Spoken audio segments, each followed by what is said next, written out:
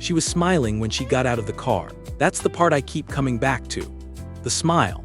Easy and natural, the smile of someone who believed they were about to complete a routine transaction and walk away clean. She had parked under the flickering lamp at the far edge of the shopping center lot, the way the message had specified, and she stepped out holding a small velvet pouch in one hand, her keys in the other, scanning the cars around her for the buyer she thought she was meeting. She found my car, walked toward it, tapped the window. I rolled it down. The cabin light was off, and for one moment she just saw a silhouette. Then I reached up and clicked the light on, and I watched the smile stop working. Her mouth opened. I saw the exact sequence of it. Recognition, confusion, calculation, and then the beginning of something that might have been an excuse if she'd had time to finish building it. She didn't have time.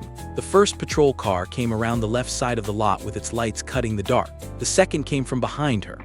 Not racing, not dramatic, just the calm, inexorable movement of machinery that has already decided how the evening ends. 2 officers out of the first car, 1 from the second, and Detective Miller stepping out last, unhurried, the way a man moves when the hard work is already done and what remains is just paperwork. "That's her," I said through the window. My voice was steady. Steadier than I expected, though I'd had 2 days to practice being steady about this. "She has the ring." My sister-in-law turned to run. She actually turned to run, which told me everything I ever needed to know about how guilty she was, because innocent people don't run from parking lots when police lights come on. She made it approximately 4 steps before an officer was beside her, one hand on her arm, the other already reaching for the velvet pouch. "Ma'am, I need you to stop." She stopped. "I need you to open that for me, please." She didn't open it. The officer opened it. And there, in the yellow light of a shopping center parking lot at 9:40 on a Wednesday evening, was my grandmother's ring. Platinum filigree, Edwardian scrollwork, and inside the band, in letters so small you had to tilt it toward the light, initials I had memorized before I was old enough to read. My sister-in-law started explaining. She kept explaining, all the way to the patrol car and then all the way through the processing that followed, and I imagine she is explaining still to anyone in her life who will listen, some version of events in which none of this was her fault. But to explain how we got here, to explain the parking lot, the velvet pouch, and the 2 days between the empty ring box and those handcuffs clicking shut, I need to go back to the dinner. My grandmother came to this country at 22 with almost nothing. A suitcase, a photograph of her parents, and on her left hand, the ring her fiancé had commissioned from a jeweler in Edinburgh, platinum, which was fashionable at the turn of the century before white gold replaced it. Set with a small diamond flanked by 2 seed pearls in a style called Edwardian filigree, delicate, lace-like metalwork that looks as though someone spun thread from silver and froze it in place. Her fiancé had the jeweler engrave the inside of the band with both their initials, intertwined, before he gave it to her. E.M. and R.L. Asterisk Elinor Margaret and Robert Lawrence, her parents' names, which was also, by coincidence, her own initials, which she always said was the universe telling her she was meant to wear it forever. She wore it for 61 years. When she died, she left it to me specifically, in writing, in a document I had the foresight to have notarized and filed with her estate because she told me once, quietly, when it was just the 2 of us, that she worried it would be argued over otherwise. She was right to worry. There had been comments over the years from various family members about the ring's appraised value. Edwardian platinum filigree in that condition, with provenance documentation, runs anywhere from $4,000 to $8,000 at legitimate estate auction. I knew this because I had it appraised when the estate was settled, as part of the inheritance documentation. I kept the appraisal paperwork in the same folder as the notarized bequest. I am by profession an archivist. I work with rare documents and historical objects. I understand that the things that cannot be replaced must be handled carefully, documented thoroughly, and protected against loss. I had that ring insured. I had photographs of every angle, including a macro shot of the interior engraving. I had the appraisal, the estate documents, and the original jeweler's mark documented in a file I kept on my computer and backed up to 2 separate drives.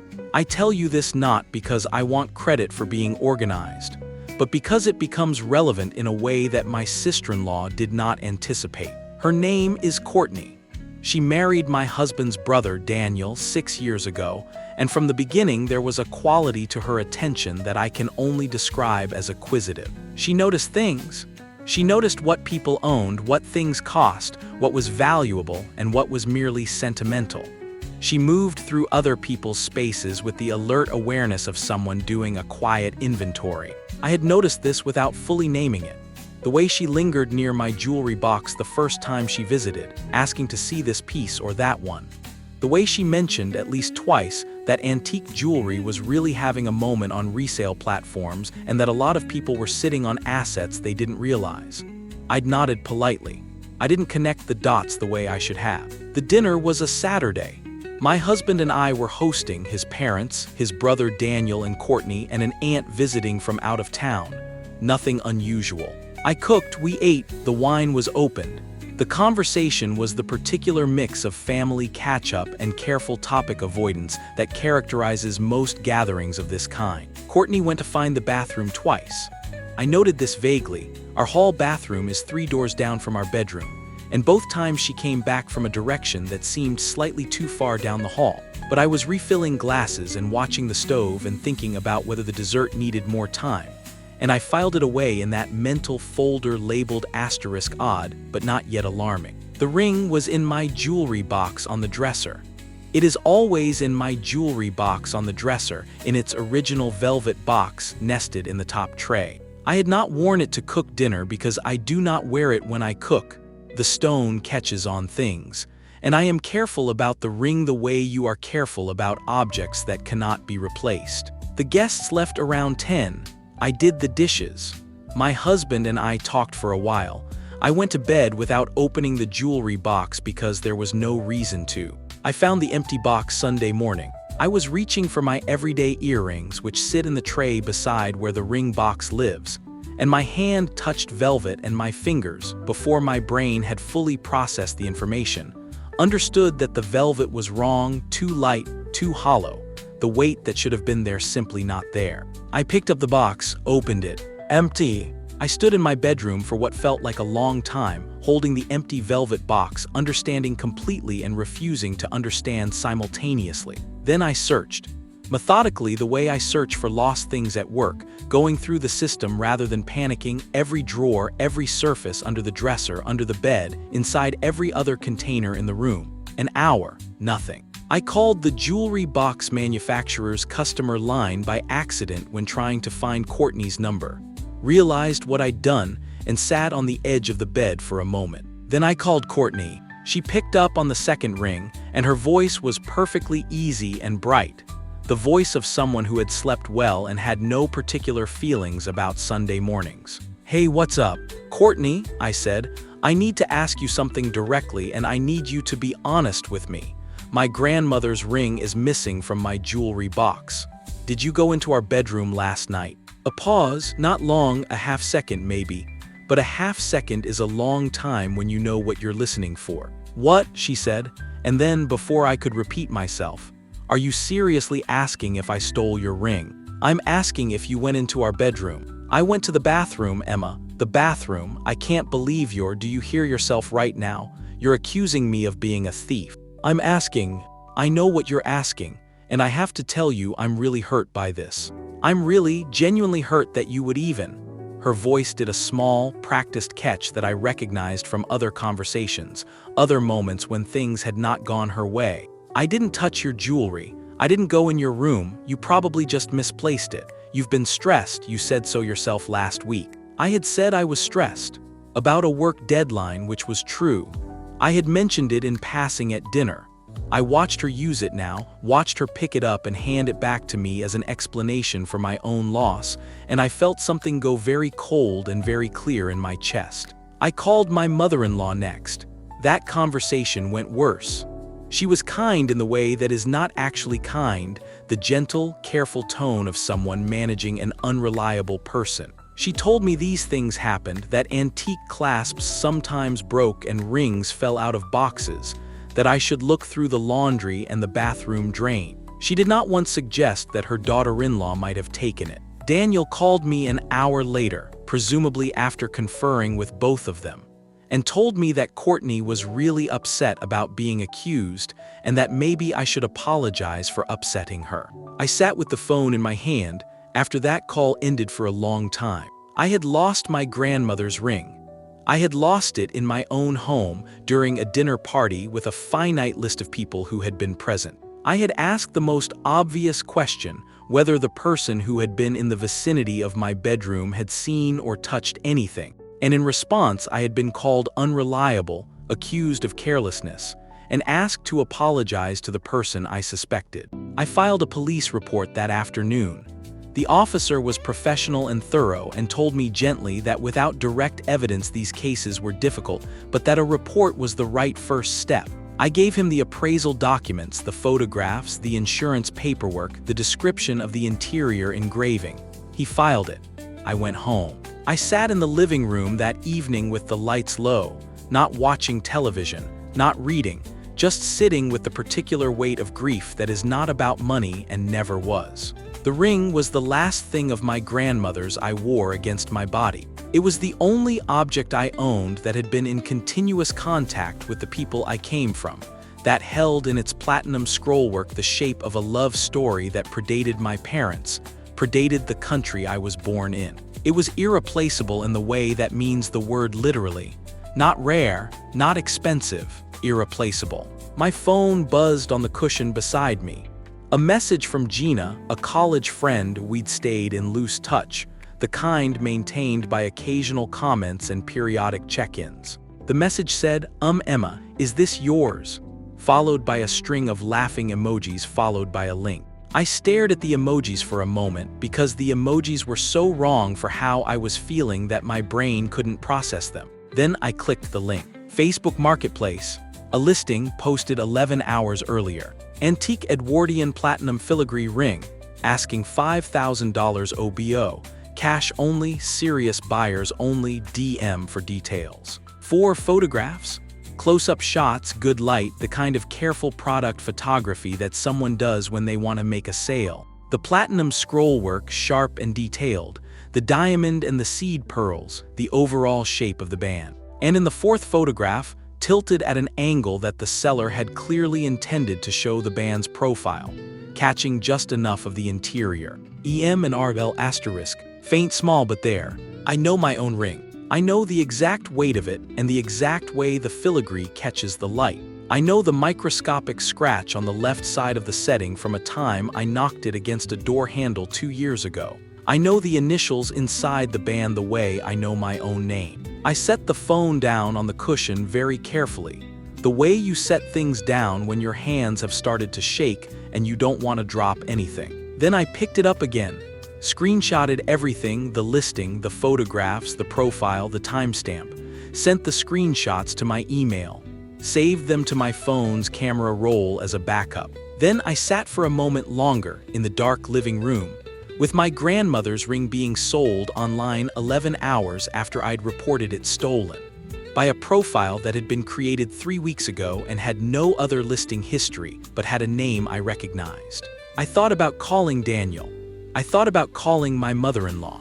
I thought about the conversation that would follow, the explanations, the denials, the family meeting where everyone would find a way to make this manageable, containable, something to be resolved quietly so that no one had to be uncomfortable at Christmas. I thought about my grandmother, 22 years old, crossing an ocean with that ring on her hand. I opened my phone to a different contact, Detective Miller, whose card I had put in my wallet when I filed the report, because I had learned, in the 30 hours since the ring went missing, that I was the only person in this situation who was going to protect what needed protecting. He picked up on the 3rd ring. "Detective Miller," I said, "I need to tell you about a Facebook Marketplace listing. I think we have an opportunity here, but we need to move quickly before she realizes what she's done." A pause. Then, with the specific, alert focus of a man who recognizes a case resolving itself in real time. "I'm listening."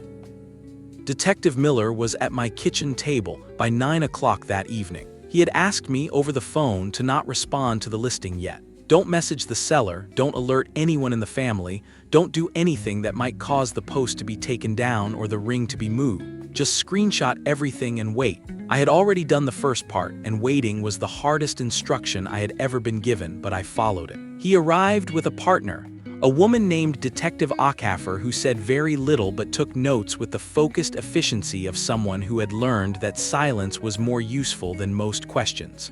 I put coffee on. I spread everything across the kitchen table: the appraisal documents, the estate paperwork, the notarized bequest, the insurance policy with the photographs attached, the police report from that morning. Miller looked at the marketplace listing on my phone, looked at the macro photograph of the interior engraving in my insurance file, looked back at the listing photo. "Same initials," he said. "Same everything," I said.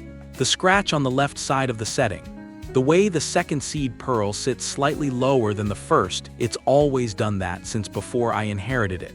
You can see it in the listing photo if you zoom in on the right." He zoomed in, looked for a long moment. "You filed this morning," he said. 8:42 a.m. The listing went up at approximately 9 p.m. last night. I had done the arithmetic already, had been doing it in a loop since I found the link, which means it was posted within hours of the dinner ending. She didn't wait. Akaffer made a note. "The profile," Miller said, scrolling, 3 weeks old, no other listings. "Created for this purpose, I think, or for this kind of purpose."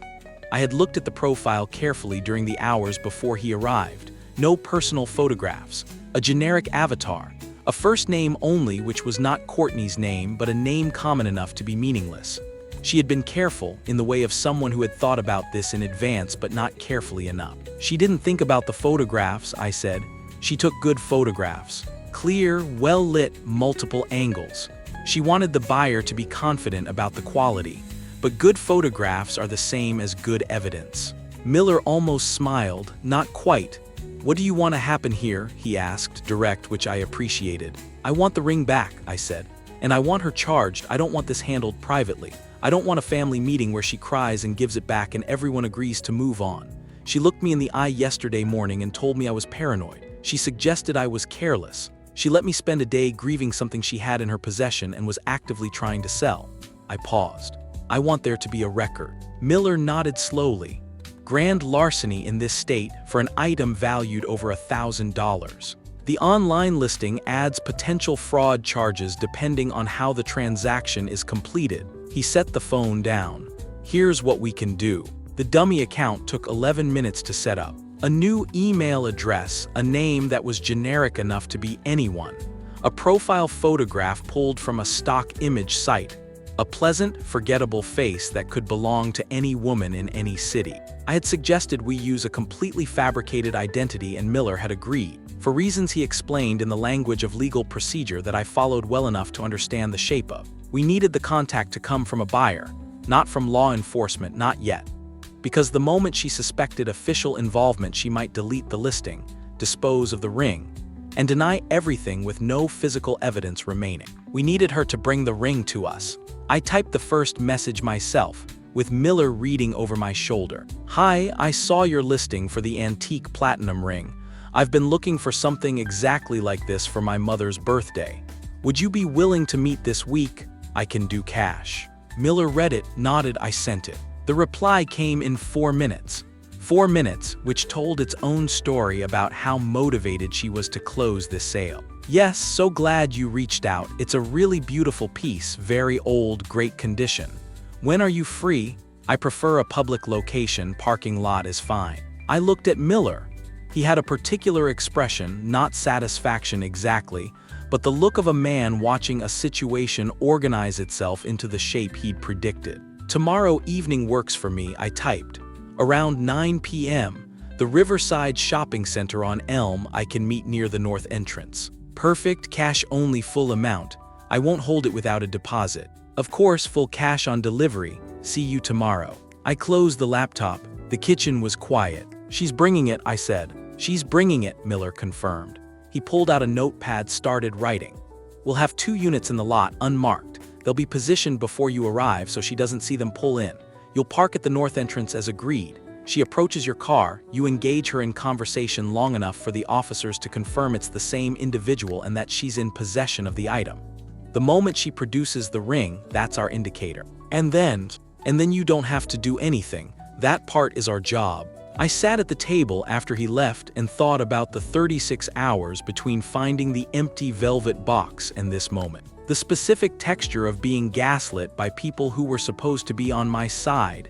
The gentle suggestion that I was careless, that I was stressed, that I should apologize for suspecting. The feeling of sitting alone in the dark living room with the specific weight of something irreplaceable being gone. I thought about Courtney's voice on the phone, that practiced catch, "I'm really hurt by this." I went to bed at 11. I slept, which surprised me. The following evening was cold and clear, the kind of October night that smells like something ending. I dressed practically, jeans, dark jacket, nothing that would draw attention or be memorable. I had my phone charged, the insurance documentation screenshot saved to my lock screen in case I needed to reference it quickly, and the original police report number written on the back of my hand in pen the way I used to write exam notes in college, because I wanted it somewhere I couldn't lose it. Miller had texted at 8:15, "Units are in position, you're good to proceed." I drove to the Riverside Shopping Center alone.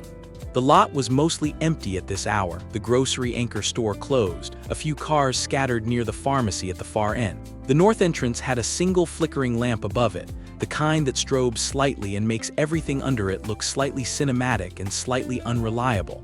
I pulled in and parked, cut my headlights, and waited. I did not listen to music.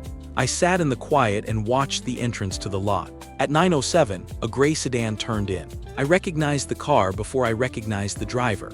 Daniel's car, which Courtney drove when her own was in for repairs, a detail I had not thought about until this moment, and which struck me now with a small, sharp irony. She had come to sell my grandmother's ring in her husband's car. There was something almost perfectly apt about that, given that her husband had called me 2 days ago to ask me to apologize to her. She parked 2 spaces down, sat for a moment the way people do when they're checking the environment, making sure the situation feels right, looking for a woman she'd never met, a stranger eager to spend $5,000 on an antique ring. I turned on my cabin light. She got out. She was wearing a good coat, I noticed.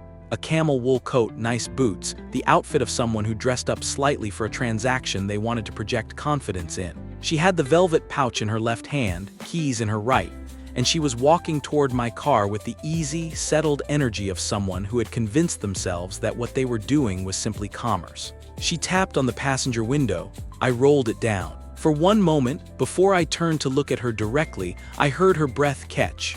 The small, involuntary sound of a person whose body has registered a threat that their brain hasn't processed yet. Some animal awareness, some peripheral read of a face that was wrong, that was familiar when it should have been a stranger. Then I turned. I watched her face do what faces do when the architecture of a plan collapses all at once.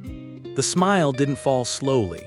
It simply stopped, like a light switched off, and underneath it was nothing, just white, flat shock, the expression of someone for whom the next 3 seconds contain information too large to integrate. "Courtney," I said. My voice was the steadiest it had been in 2 days. "Hi." She took one step back, then another, her mouth open. I said, "I'd like my grandmother's ring back, please." She turned, and there were the lights. The first patrol car swinging in from the left side of the lot, the second from behind, silent except for the lights, no sirens, just the cold, methodical sweep of red and blue across the asphalt and across her face and across the velvet pouch in her hand. She ran anyway. 4 steps, maybe 5, the boots that weren't made for running on a cold parking lot at 9 o'clock, and then Officer Reyes was beside her with one hand on her arm, calm and absolute. "Ma'am, stop moving, please." She stopped. Detective Miller was out of the second car, walking toward me first. He glanced through the window, a quick professional check. "You okay?" "Yes," I said. He walked to where Reyes was holding Courtney, who had begun talking, a fast, layered, building explanation that I could hear fragments of from where I sat. It was a misunderstanding. I found it. I was going to return it. I don't know what she told you, but... Miller held out his hand. "Ma'am, the item, please." She looked at the velvet pouch, then at Miller, then once at me, and that look I will also keep for the rest of my life, though for different reasons than the smile. It was the look of someone who has run a calculation and found, too late, that they got the math completely wrong. She gave him the pouch. Miller opened it, tilted the ring toward the lamp, turned it to find the interior of the band, and I saw the moment he found the engraving because he went slightly still, the way people do when a detail confirms what they already knew. He looked up at me, walked back to the car, held the ring toward the window. I looked at it. The filigree, the diamond, the two seed pearls, the right one sitting fractionally lower than the left as it always had. EM and R, L, asterisk, barely visible in the band's interior, 61 years of my grandmother's life compressed into 9 letters and an ampersand. "Is this your property?" Miller asked, formally for the record. "Yes," I said, "that's my grandmother's ring." He set it carefully in my palm. Behind him, I heard Courtney's voice rising, not an explanation anymore, something rower than that, something that had given up on making sense and was operating now on pure outrage and fear. "You can't do this. This is insane. Emma, tell them this is a misunderstanding, Emma." I closed my fingers around the ring. I did not look back at her. She spent that night and the following 2 in a holding cell while her attorney was located and the paperwork was processed. Grand larceny for the ring, attempted fraud for the online sale. Her attorney would later argue, I was told, that she had found the ring and intended to return it, which is an argument that tends to struggle against the evidence of a Facebook marketplace listing, a dummy profile, and a cash-only demand made 12 hours after a family dinner at the home of the alleged finder. The family went through the predictable sequence of responses. Denial, then damage control, then a long silence that I recognized as the sound of people recalibrating who they could afford to protect publicly. My mother-in-law called once, a week after the arrest, and said something about how she hoped we could find a way to move forward as a family. I thanked her for calling. I did not call back. Daniel did not call at all, which told me everything I needed to know about the next several years of holiday dinners, and I adjusted my expectations accordingly. What I did not adjust was the ring. I had it cleaned professionally, a careful ultrasonic clean, the kind that doesn't disturb old settings, just brings back the platinum's natural brightness. The jeweler who did it turned it over in his hands for a long moment before he started, and said it was a remarkable example of the period, that you didn't often see filigree this fine in this condition. I told him my grandmother wore it for 61 years. He nodded, the way craftsmen do when an object earns its history. I had a bank vault box open the following week. The ring lives there now, the appraisal and estate documents filed beside it, the insurance policy updated. I bring it out when I want to wear it for occasions that feel commensurate with what it is, with what it carries, with the woman who crossed an ocean in 1923 with almost nothing and that ring on her hand. I wore it the day Courtney's plea was entered. I wore it to my own kitchen table when I finally sat down and wrote a long, careful email to my husband's family that said everything I had been too polite to say for 6 years, and sent it before I could talk myself into softening the language. My grandmother would have appreciated both choices, I think. She was not a woman who had patience for things that were not worth keeping. Neither, it turned out, was I.